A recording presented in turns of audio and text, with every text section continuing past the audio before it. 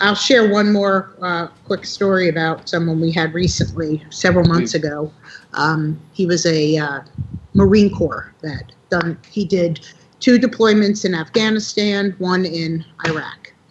Came here, suicidal, binging on alcohol, suffered for the last 10 years from PTSD. Came here reluctantly, was looking for answers, but didn't, his wife and another Navy SEAL had referred him.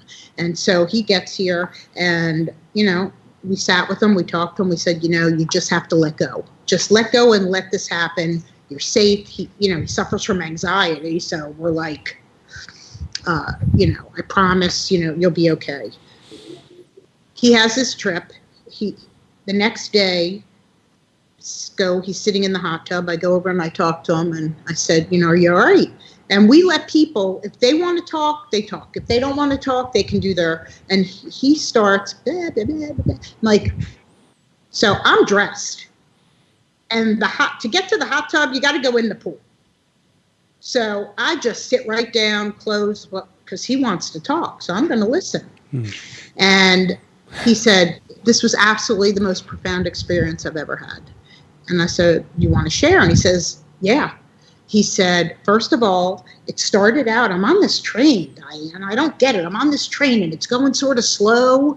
And then I remember you saying, just let go. And as that happened, stuff started falling off the back of the train and it starts going faster and faster. And then I get off the train and there's my buddy.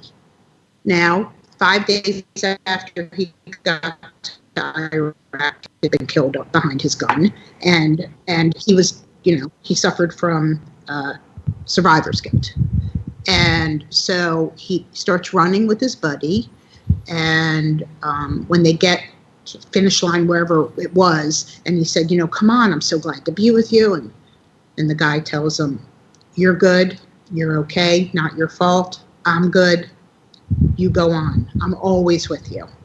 Incredible. Yeah. He crosses his finish line or whatever, and there's like a line of people waiting to shake his hand. And as he shakes their hand, he realizes that every one of those people is someone he killed in Iraq or Afghanistan. And the last 2 people in this line were 2 young kids who had been shot like an ambush or something, and he always felt guilty because they didn't have weapons on them. And that didn't mean that they weren't in that building shooting, but they weren't found with weapons. And these 2 kids, brothers, shook his hand and they said they were sorry to him. And he shook their hand and he said, I made peace with everyone and everything I had to during my journey. And knock on wood, he's doing incredible. He is another one that looks like he had a facelift. He's only in his 30s. Yeah. He left with all the anxiety out of his face, crow's feet gone. I mean, 10 days, and it's just unbelievable. So everyone's journey is different. Some people see, some people don't.